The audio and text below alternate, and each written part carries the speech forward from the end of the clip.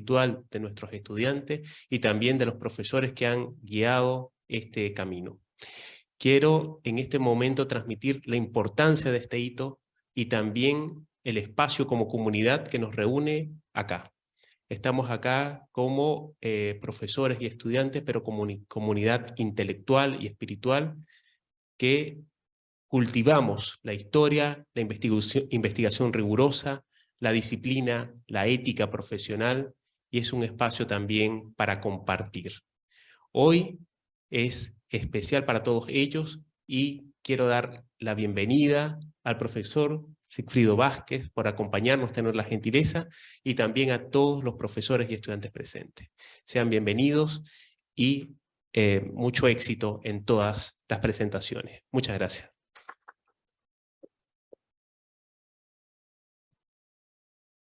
Bien, agradecemos al profesor Froilán Ramos por sus palabras, por su saludo y por cierto también a nuestro conferencista invitado que nos acompaña desde lejos, el doctor Sigfrido Vázquez. Él es doctor en Historia de América por la Universidad de Sevilla, ha sido profesor de la Universidad Económica de Praga, investigador de la Escuela de Estudios Hispanoamericanos, profesor investigador en el Centro de Estudios Iberoamericanos de la Universidad Carolina de Praga. Especializado en la historia de Cuba y las relaciones internacionales en el Caribe a principios del siglo XIX. Ha publicado numerosos artículos y capítulos de libros. Actualmente trabaja también una nueva línea de investigación, Checoslovaquia y sus relaciones con América Latina durante la Guerra Fría, el desarrollo de una historiografía iberoamericanista propia. Doctor Sigfrido, muchas gracias por acompañarnos y le damos el espacio a ustedes para su conferencia.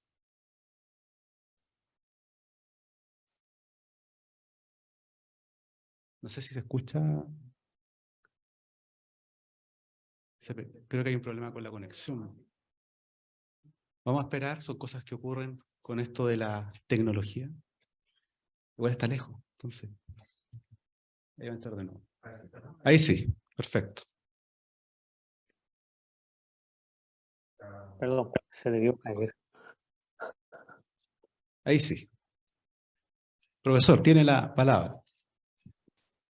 Muchas gracias. Es todo un honor para mí el estar hoy aquí en este evento tan importante para los que están ahora defendiendo su trabajo de magíster.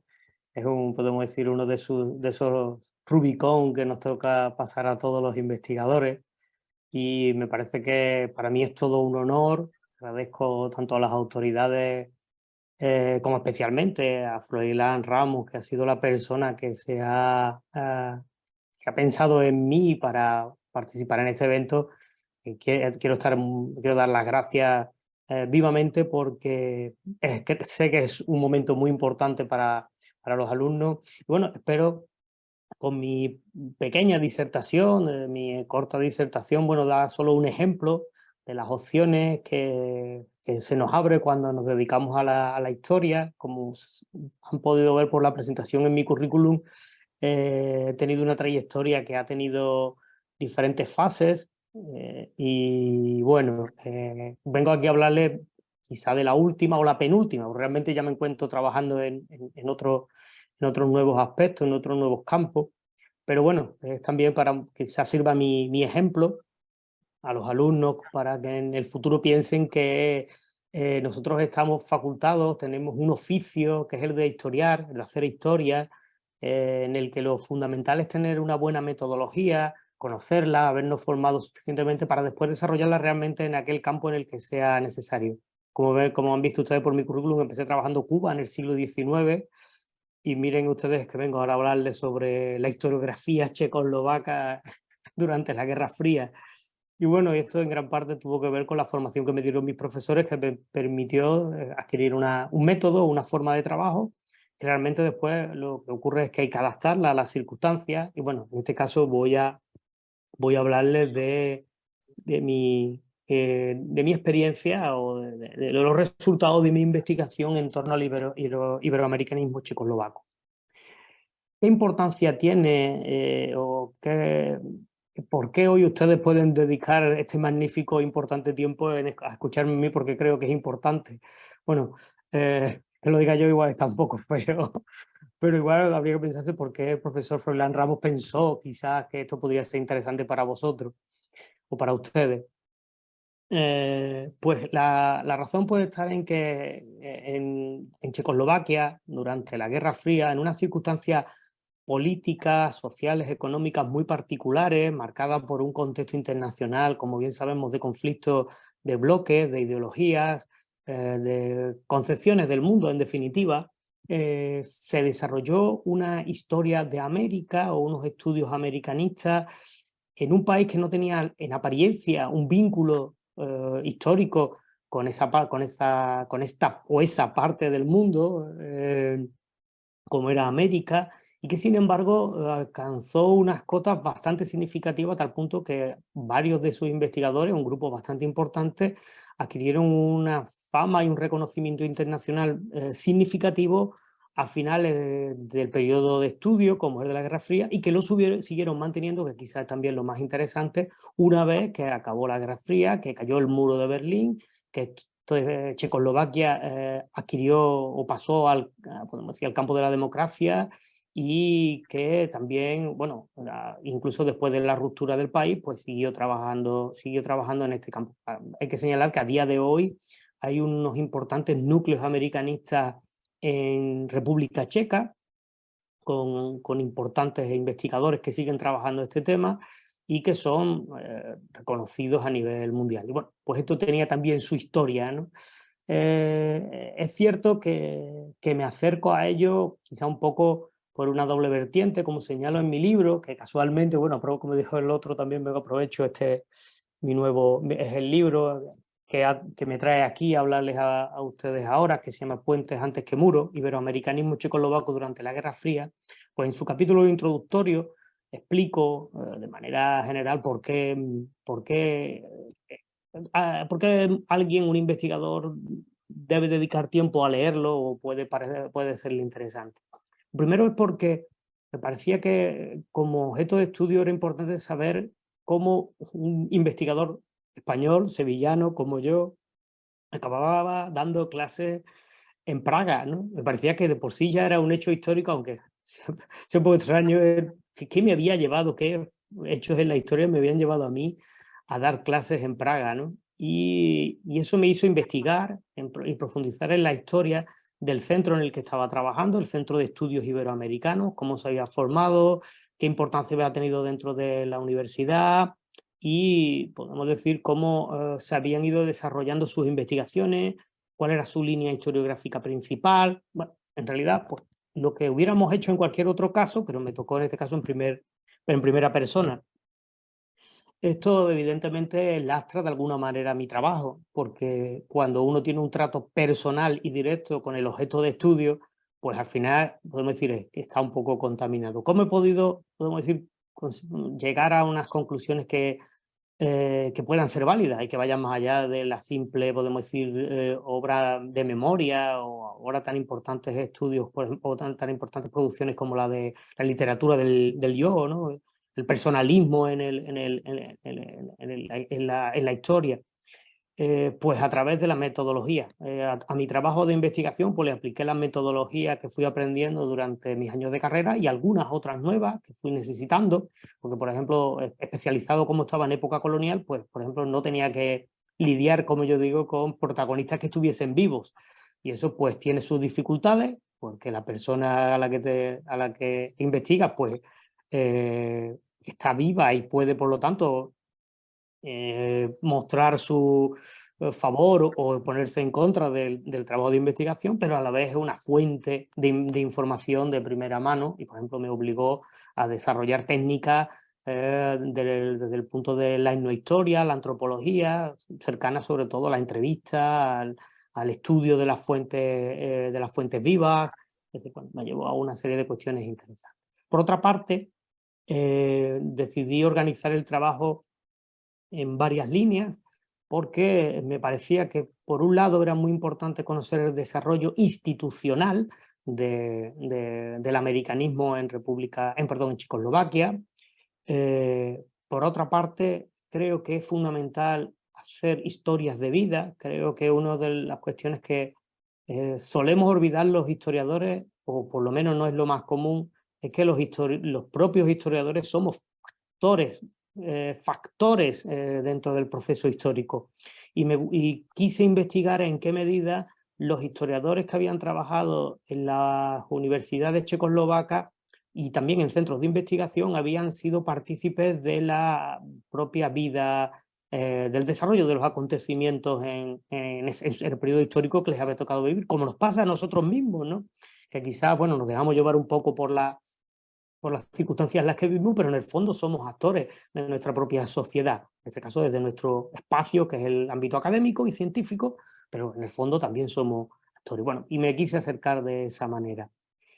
Por lo tanto, si tienen ustedes el deseo, la necesidad o el interés en acercarse a mi trabajo, verán que me he dedicado primero a hacer un estudio de contexto general de lo que ocurría en la Europa del Este en ese tiempo con respecto al iberoamericanismo. He hecho un estudio con respecto a lo que ocurría en Polonia, lo que ocurría en Hungría, lo que ocurría también en la República Democrática Alemana. Básicamente esos son los países más importantes, pero también evidentemente lo que ocurría en la Unión Soviética y en el resto de países del bloque, pero bueno, estos son los más significativos.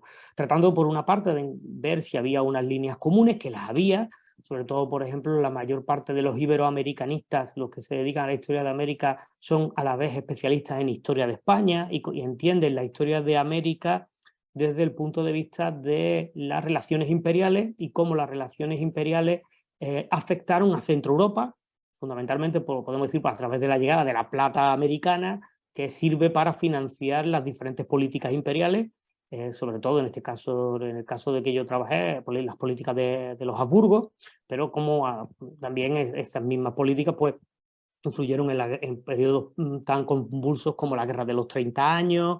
Y entonces especialistas en estos países, por supuesto en Checoslovaquia, dedicados a los estudios sobre época moderna, la Guerra de los 30 años, pues necesitaron conocer la historia de España y en tratar de conocer los mecanismos de poder de la historia de España necesitaron conocer cómo funcionaban sus mecanismos imperiales y cómo funcionaban las relaciones de la metrópoli con sus territorios ultramarinos, específicamente americanos, que era de donde llegaba la financiación que finalmente, podemos decir, nutría los conflictos en Europa. Esta vía, que es muy interesante porque hace que los historiadores, la mayor parte de estos historiadores, tengan una formación muy amplia. Estamos hablando de que los historiadores como Adam Anderlecht, como en este caso el húngaro Adam Anderlecht, como Manfred Kosok en la República Democrática Alemana, como Policzynski en Checoslovaquia, como algunos otros más en otros países de Europa del Este, tienen inicialmente una formación primero como historiadores especializados en mundo moderno. En segundo lugar, todos ellos tienen una formación lingüística y conocen perfectamente el español y otros idiomas. Y después, puedo decir, en último lugar, se acercan al conocimiento de América. Es curioso como en todos los países del bloque del Este se repite el esquema.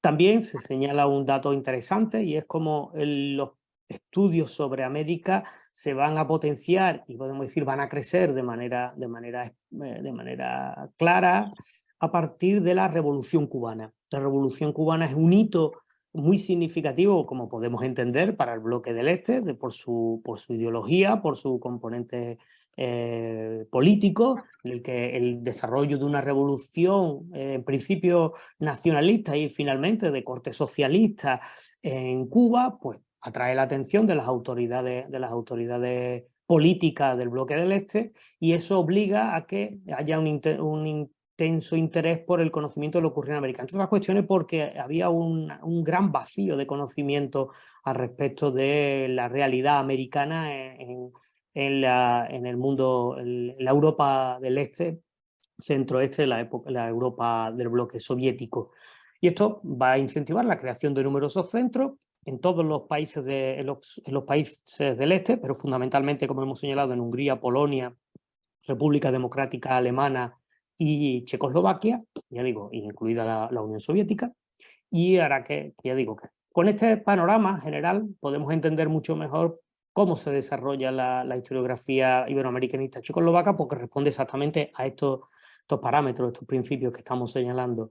Hacia los años 50, finales 50, en la segunda mitad de los 50, empieza a producirse en Checoslovaquia un aumento en el interés por América Latina. Es cierto que en realidad desde la época moderna, siglo X, hasta el siglo XIX, había algún interés por la América española, fundamentalmente por la llegada de algunos padres jesuitas de la provincia de Bohemia, que habían estado sobre todo destinados fundamentalmente a México y a algunas zonas de Centroamérica, también por supuesto al resto de América, pero la mayor parte llegó allí y puedo decir, eso había hecho establecer algunos contactos.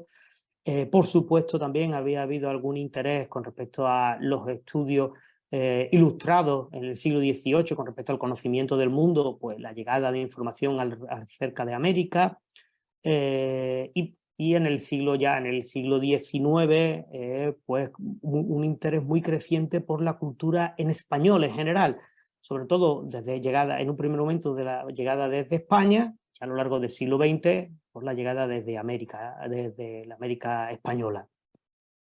Por lo tanto, con todo este trasfondo se entiende que ya digo que en los años 50, finales de los años 50, al hilo de los movimientos revolucionarios que empiezan a producirse en América y sobre todo por el triunfo final de la Revolución Cubana, haga que haya unos primeros intentos de estudio sobre América. No serán en la universidad, serán en la Academia de Ciencias Checoslovaca, donde se van a establecer los primeros institutos de estudio para América Latina.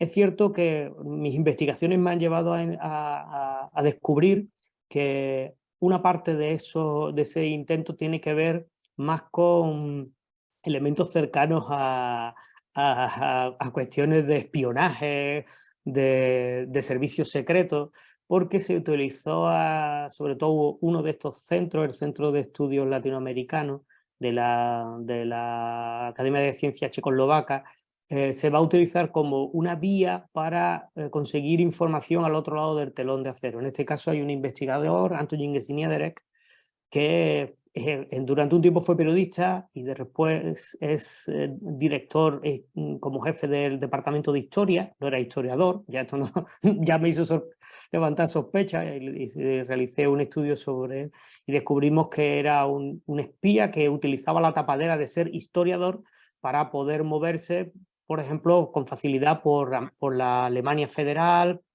por Francia. Incluso hemos descubierto que tuvo estancias en los Estados Unidos, donde llegó a entrevistarse nada menos que con Richard Nixon, por ejemplo, y aprovechó realmente esta tapadera de los estudios latinoamericanos.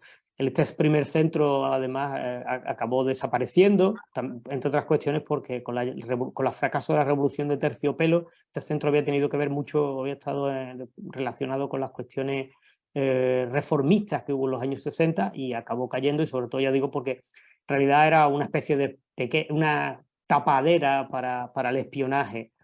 Sí es cierto que también en la propia Academia de Ciencias después se creó otro centro específicamente ya de historia, aunque tenía un carácter muy, muy político, porque se dedicaba prácticamente al estudio contemporáneo, esto que se llama estudios de tiempo presente, en el que se estudiaba la realidad latinoamericana aplicándole un enfoque histórico, es decir, viendo cuál era la trascendencia de lo que ocurría en los años 60 en América Latina, sobre todo preocupado por los movimientos guerrilleros, por los diferentes movimientos subversivos o las contrarrevoluciones en toda América, y por lo tanto, bueno, esa era la funcionalidad que había en la Academia de Ciencias y que tuvo, ya digo, un marcado carácter político, aunque una parte de sus investigadores sí se dedicaron específicamente a la historia y consiguieron sacar unos estudios que son, podemos decir, válidos a nivel, incluso hoy día siguen siendo válidos para los historiadores, para los investigadores. Después de este panorama por aquellos espacios que eran un poco cercanos a la historia, pero marginales, ya llegamos a los centros que realmente se dedicaron a los estudios históricos. Y el centro más importante, el más significativo, se encontraba en la Universidad Carolina de Praga, que es el gran centro universitario checo. En realidad existe desde la época del Reino de Bohemia, es una institución que tiene más de 800 años, se crea en el siglo XIV y es la gran institución académica del país, y es donde va a surgir el interés por la creación de un centro de estudios iberoamericanos. La figura que va a llevarlo adelante va a ser Joseph Policzynski, que responde a podemos decir, a este bagaje de la historia en la Europa del Este. Es una persona que se forma en los años 30 en los círculos estructuralistas. Es una persona de formación marxista, en una época en que Checoslovaquia no era marxista como tal, no era un estado socialista. Estamos hablando de la época de la Primera República, antes de la ocupación alemana de Checoslovaquia, y que inicialmente realmente se dedica a los estudios lingüísticos, pero una de estas vicisitudes de la vida, a mí también el libro lo tengo plagado también de anécdotas, porque creo que son claves también para entender muchas veces la historia. Imagínense ustedes, ahora que están en este momento de la defensa de sus trabajos, pues a este investigador, justo en los días que le tocaba hacer la defensa de su tesis doctoral, fue el levantamiento de Praga en el año 1945, y en ese momento convulso perdió su tesis doctoral en un tranvía y no lo pudo recuperar.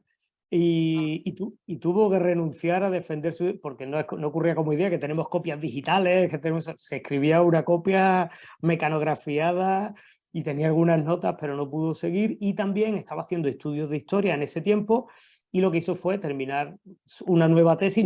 No quiso retomar la que había estado haciendo y hizo una tesis de historia, en este caso dedicada a la historia de la Guerra de los 30 años en Europa, viendo podemos decir, la situación en el Reino de Bohemia, y se dedicó a esto. También tras la Segunda Guerra Mundial, como bien sabemos, Europa había quedado devastada, y una de las cuestiones que hubo que recuperar fue el ámbito universitario.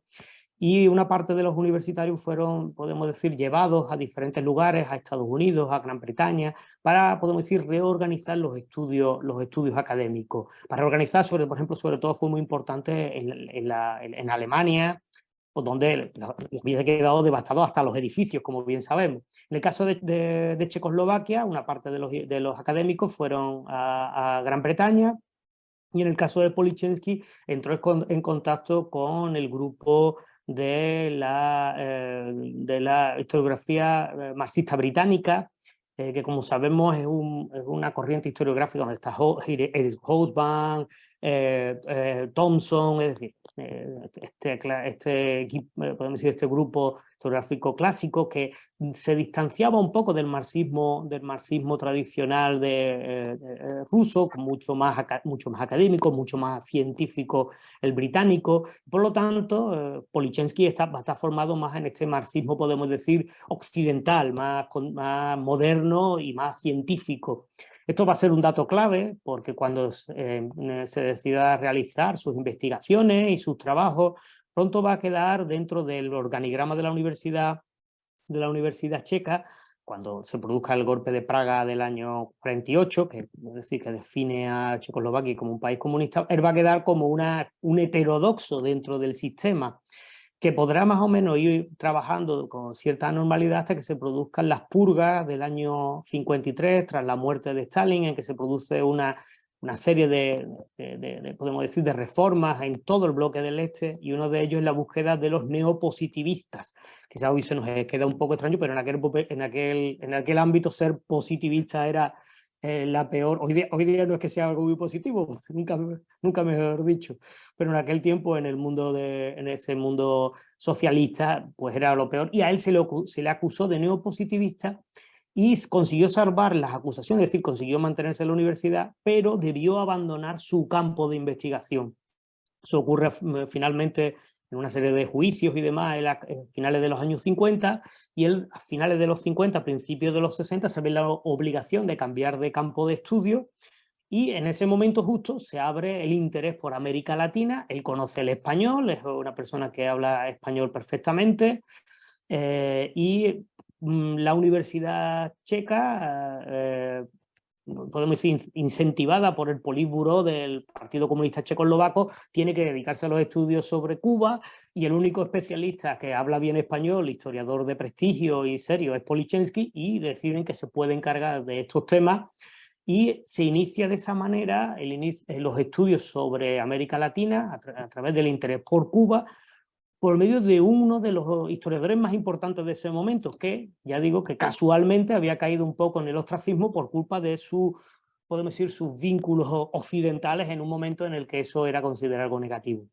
Esto nos ayuda también a entender cómo se forma la Escuela Historiográfica Iberoamericanista en Checoslovaquia, que es por lo tanto una escuela fuera de la ortodoxia marxista oficial, que va a tener podemos decir, una breve o escasa presencia en el ámbito educativo, en el sentido didáctico, en el sentido de dar clases, es decir, hay pocas clases en la universidad dedicadas a los estudios de América Latina, aunque sí hay una importante investigación, una importante producción de artículos, incluso la creación de una revista propia, que es la Iberoamericana Praguencia, que se crea en el año 1967, es cuando se decide, pero realmente el primer número sale en el año 68, algo que también es sintomático, y donde se llegaron a publicar durante la época comunista pues más de 200 artículos de investigación histórico, hechos todos de una manera rigurosa, seria y científica. Eso sí, no se podía publicar en checo para que no llegara al público checo, sino que se publicaba en español o otras lenguas internacionales como el portugués o el inglés. Pero vamos, la mayor parte de los artículos aparecieron en español. Es decir, era una publicación pensada más en dar una imagen científica del Estado, del régimen checoslovaco socialista, más que pensado en una producción para la propia población del país. Sí, también entendemos también que Cariz tiene la producción historiográfica checa, que evidentemente está pensada para estar inserta en el debate internacional.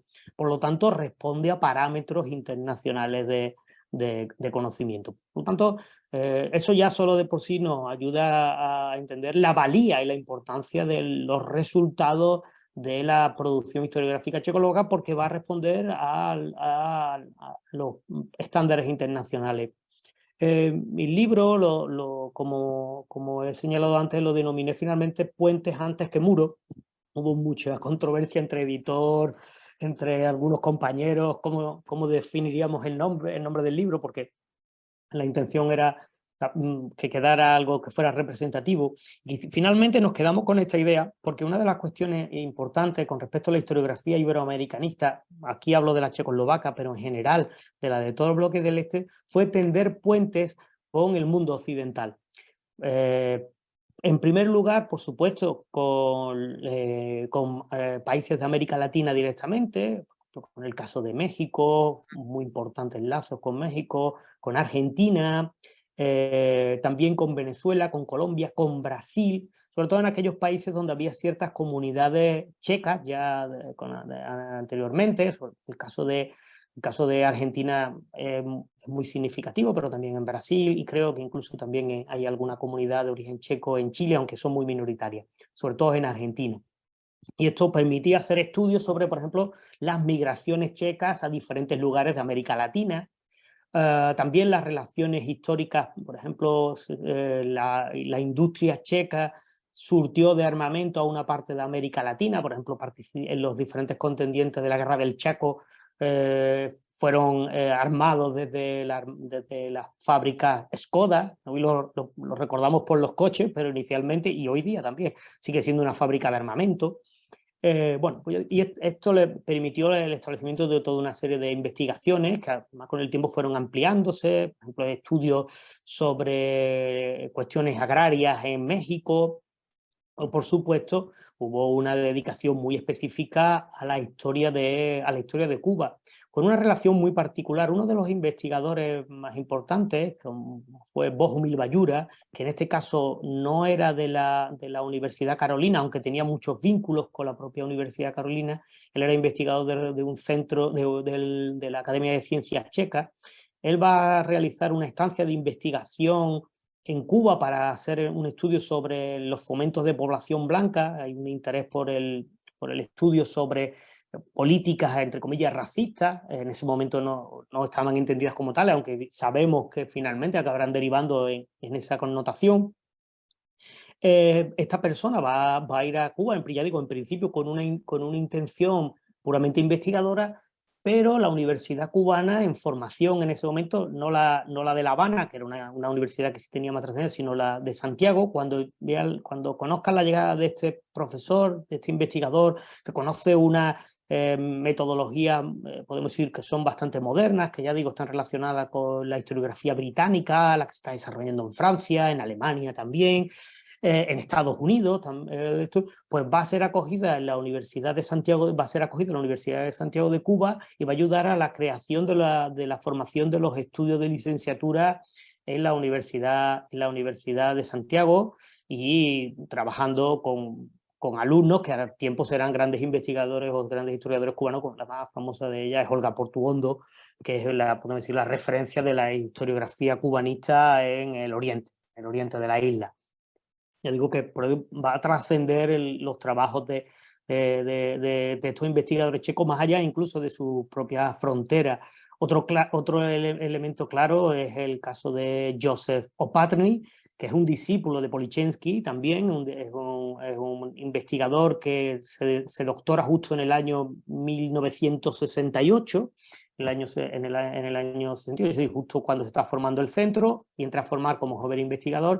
Y, por ejemplo, su preocupación fundamental va a ser la formación del concepto de nación, y en este caso va a utilizar el caso cubano para estudiar la creación de la nación cubana, cuáles son los principios, utilizando en este caso los principios teóricos de los estudios nacionalistas en la propia Checoslovaquia, sobre todo de Miroslav Hrov, que es el gran especialista en este tema.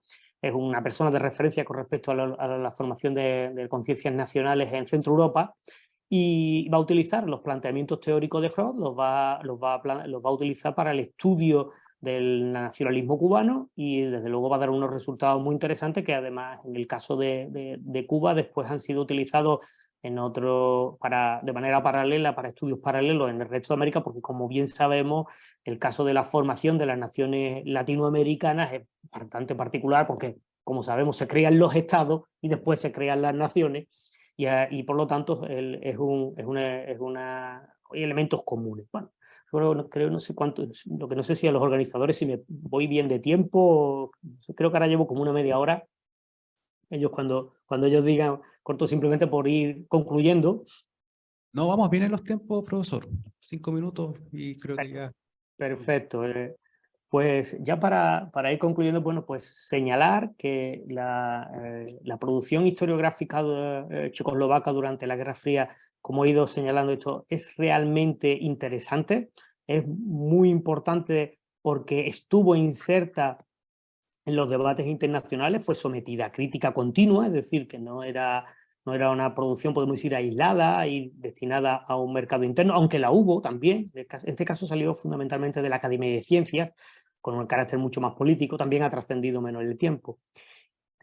Este interés por insertarse en los mecanismos internacionales le hizo participar, por ejemplo, en la formación de las primeras asociaciones de latinoamericanistas europeos. Por ejemplo, la fundación de AILA se hizo en conjunción de investigadores franceses, ingleses, alemanes, españoles, italianos y también de Europa del Este, fundamentalmente de Polonia, Hungría, República Democrática Alemana y la URSS, además de Checoslovaquia, y los investigadores y profesores checos participaron en estas reuniones, organizaron eventos y, bueno, por supuesto, estuvieron insertos, ya digo, en este desarrollo del iberoamericanismo tan importante que hubo en los años 60 70 y 80, sobre todo. Y es interesante además comprobar cómo se establecieron mecanismos para que hubiera un auténtico debate científico. En los tiempos estos que corren, en que parece que cualquier tipo de planteamiento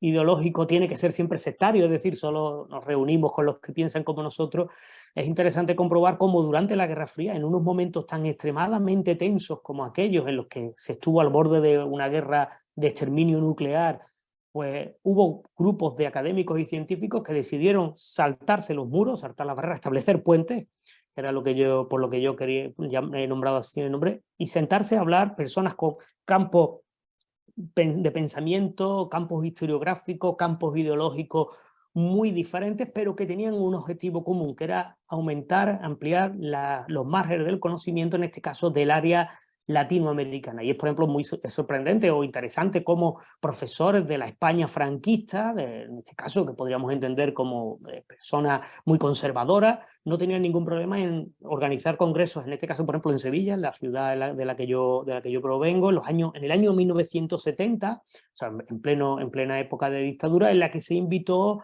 a investigadores, por supuesto, de la Europa occidental, de América Latina, pero también de la propia Unión Soviética, de Checoslovaquia, de República Democrática Alemana, y que participaron en los debates de manera abierta. Por ejemplo, en la documentación que pude ver sobre AILA señalaban unos datos interesantes. Era que se estableció, por ejemplo, un sistema, un mecanismo de trabajo a la hora de realizar reuniones científicas en las que había personas de tantos mares, y era que primero se hacía un planteamiento metodológico al respecto de la temática que se iba a trabajar, es decir, se decía cómo se había trabajado, después se señalaban cuáles eran siempre las fuentes que se utilizaban y finalmente se hacía una exposición de la temática. Por lo tanto, desde esa perspectiva puramente científica y académica se podía establecer un debate. Por lo tanto, mostraron cómo las distancias ideológicas no son barreras para poder hacer un análisis científico y académico de cuestiones del pasado. Y yo creo que es una de las lecciones más importantes que quizás se están olvidando, que vivimos ahora en un mundo mucho más, no sé si más radical, más extremista que aquel, aunque pueda sorprenderme, es una de las cuestiones que me ha sorprendido, y cómo quizá podamos aprender de ese tiempo cómo podemos situarnos en un debate con aquellos que no piensan como nosotros, pero que pueden ayudar a aportar conocimiento sobre cuestiones del pasado. Bueno, y esto era lo que yo quería transmitir a vosotros, sobre todo, bueno, en realidad a los que me estáis escuchando, pero sobre todo a los jóvenes investigadores y jóvenes magísteres que estáis hoy aquí en la sala, para que penséis que esa es una vía que quizá no haya que olvidar, y pensad en que la clave de nuestro trabajo es ampliar el conocimiento, y que lo importante es conocer los métodos que se utilizan y sobre todo las fuentes que se están trabajando, y sobre todo tener una mente abierta para ampliar ya digo, ese conocimiento. Sin más, muchas gracias a todos.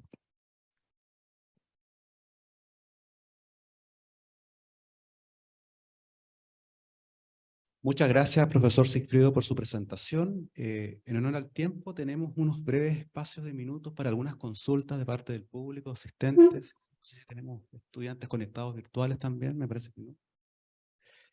Profesor Froilán. Hola, ¿me escuchan? ¿Se escucha? Ahí sí. Bueno, muchas gracias, Sigfrido, por la presentación, estaba genial. Yo tengo dos consultas muy puntuales. Uno, a pesar de que no tiene que ver directamente con la historiografía, quería saber si hubo influencia del llamado boom latinoamericano, de la literatura en la República, en Checoslovaquia, así como del Instituto Cervantes.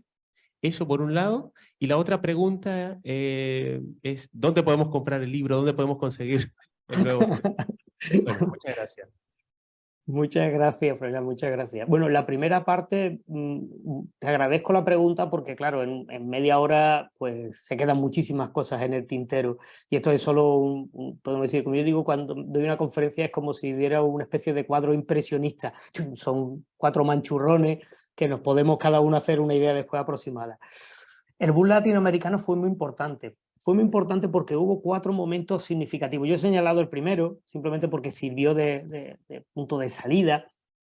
Desde luego la Revolución Cubana fue una gran llamada de atención porque fue una sorpresa. Hoy día, claro, vivimos con esa Cuba castrista desde hace tantísimo tiempo que la entendemos como algo casi estructural de América Latina. Pero eso en los años 40-50 era algo impensable que llegara a ocurrir lo que ocurrió en Cuba. Y fue, podemos decir, un impacto mundial, el triunfo de la revolución de los barbudos, como le decían en su momento, ¿no? Y eso fue un elemento importante. Otro elemento muy importante que no he nombrado, pero que también fue muy significativo, fue podemos decir, la organización por primera vez de unos Juegos Olímpicos en América, en la América Latina, como fueron los del año 68 en México, porque la percepción podemos decir, de superioridad europea con respecto al mundo americano o incluso al mundo anglosajón con respecto a Latinoamérica, hacía pensar que eso era imposible que lo hicieran, se pudiera organizar algo de esa magnitud en América Latina. Y por lo tanto que se designara México y que México lo organizara y que finalmente realmente pues, a pesar de los problemas que pudo haber, realmente fue una organización relativamente exitosa, pues eso fue también algo muy interesante por mostrar como que de repente América Latina estaba en el primer mundo, ¿no? Ese fue un elemento muy interesante. Otra cuestión que fueron también muy significativas fue los conflictos en Centroamérica, la guerra de guerrillas en Centroamérica y sobre todo la revolución nicaragüense fue un hecho también muy significativo. Y el otro hecho importante que despertó el interés de toda, en realidad de toda Europa, pero especialmente del bloque del Este, fue el boom latinoamericano. Fue muy significativo porque despertó un interés por la cultura de América Latina más allá de la vinculación hispana, porque hasta ese momento se entendía América Latina, discúlpenme que sea así, pero es que era como lo entendían ellos, como fuera una especie de versión sucedánea de la cultura española, ¿no? Esa era, como podemos decir, un poco la interpretación que había. Y de repente esa situación, que se situara culturalmente América Latina en el primer plano a través de su literatura, y que, por supuesto, arrollara cualquier otra literatura, incluso mundial.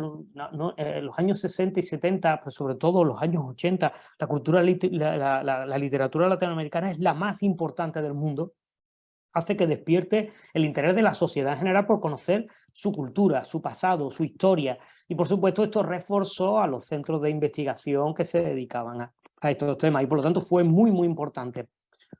Solo por señalar, como le he dicho, ahora estoy haciendo otros temas, estoy trabajando, y ahora estoy, por ejemplo, empezando a trabajar sobre las relaciones de América Latina con los Balcanes, sobre todo con la antigua Yugoslavia, que es lo que ahora mismo estoy trabajando.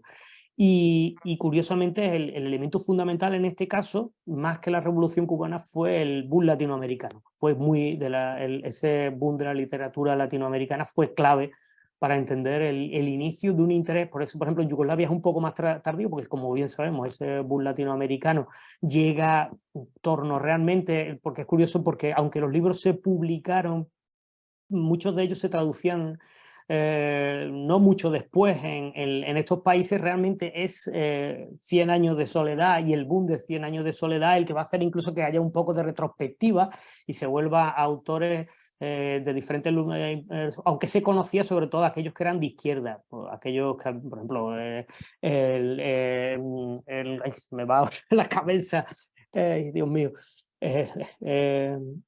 Dios, se me acaba de ir, ¿cómo puedo estar hablando de Chile y se me haya ido?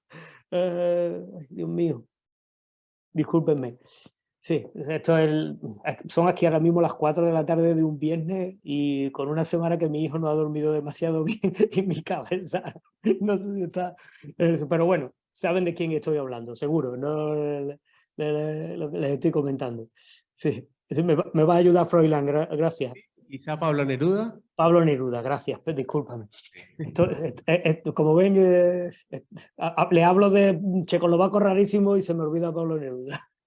No, pues por ejemplo, Pablo Neruda había sido un personaje de gran importancia para la literatura latinoamericana, pero a raíz del boom de los años 70 se va a recuperar otros autores, incluso van a aparecer interés por por incluso poetas, escritores que incluso en otras partes de América Latina o de otros, ni siquiera son demasiado conocidos, pero que van a tener un interés allí. Bueno, eso era lo que... Y con respecto al Instituto Cervantes, solamente, perdón, el Instituto Cervantes se va a crear más tarde, va a aparecer ya en los años 90 y por lo tanto su influencia es diferente.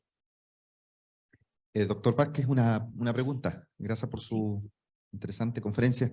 ¿Alguna influencia de intelectuales latinoamericanos, chilenos específicamente, me interesa preguntarle, exiliados de los años 70, 80, en la historiografía checoslovaca?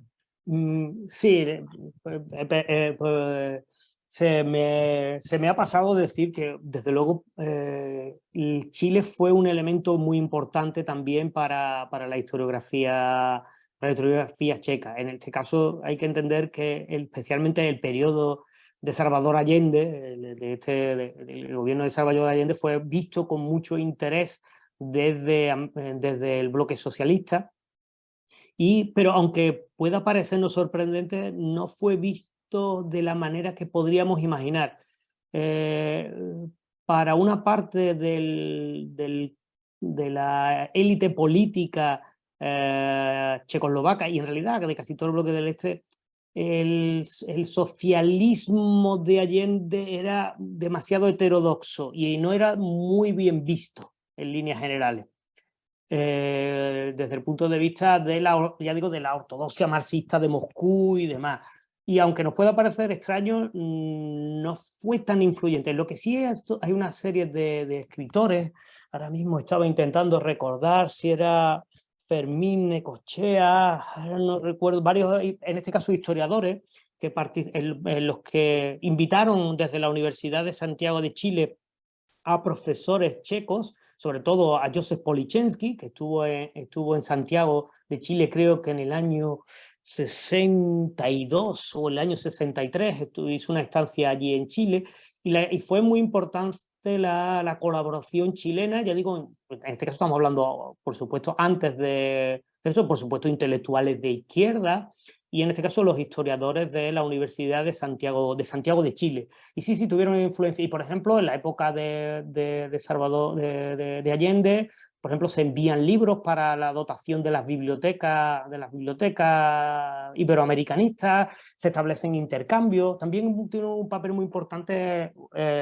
Uruguay. También desde Uruguay hubo unos contactos muy importantes. Pero sí, Chile tuvo un papel significativo en la formación de este iberoamericanismo checo, ya digo, incluso con la instancia de profesores checos en Santiago. Y ahora estoy acordándome, creo que Fernando Mírez, que también es chileno, también a su vez estuvo en el Centro de Estudios Iberoamericanos, de la Universidad Carolina de Praga, hizo una estancia y creo que en sus memorias lo recuerda. Creo que también, y algunos investigadores ya pasados, podemos decir, ya en época democrática, tanto chilena como checa, ha habido una presencia de profesores chilenos que han acudido habitualmente y de checos que van a Chile también habitualmente. Digo, en época ya democrática, las relaciones académicas y científicas son bastante fluidas.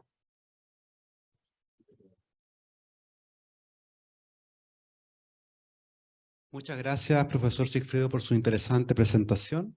Agradecemos, por cierto, a nombre del programa, a los estudiantes académicos que nos comparta su experiencia.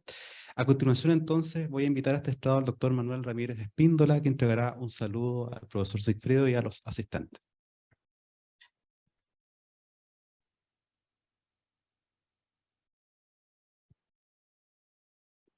Muy buenos días todavía. Buenas tardes, profesor Sigfrido. Quiero darle la bienvenida como jefe de departamento a esta importante actividad. Agradecer al profesor invitado desde el otro lado del charco por presentarnos una interesante exposición. Lástima que no haya sido de América Colonial, que es lo que trabajaba originalmente. Y ahí tenemos lazos comunes. Lástima que se cambió a lo que hace en historia actual. Pero muy interesante ver esas perspectivas, ver la historia desde el punto de vista no solamente de los conceptos, del contenido, sino también de las prácticas historiográficas, de las comunidades historiográficas. Y me gustaría también recalcar el hito que estamos viviendo hoy día, la actividad que estamos hoy día celebrando, que es la defensa de los proyectos de investigación de nuestros estudiantes de la Corte 2022. Esta es la segunda corte que tenemos como programa de posgrado. La primera corte ya de manera presencial, post pandemia, si es que podemos decir que ya nos liberamos de la pandemia. Fue un año de arduo trabajo que tuve el honor de encabezar junto con Natalia Baeza. Y hoy día constituye ya el hito final la defensa de esos proyectos. Espero que sea gratificante tanto para los expositores como para los profesores lectores y el público presente, y sin más creo que deberíamos empezar ya con la defensa. Muchas gracias.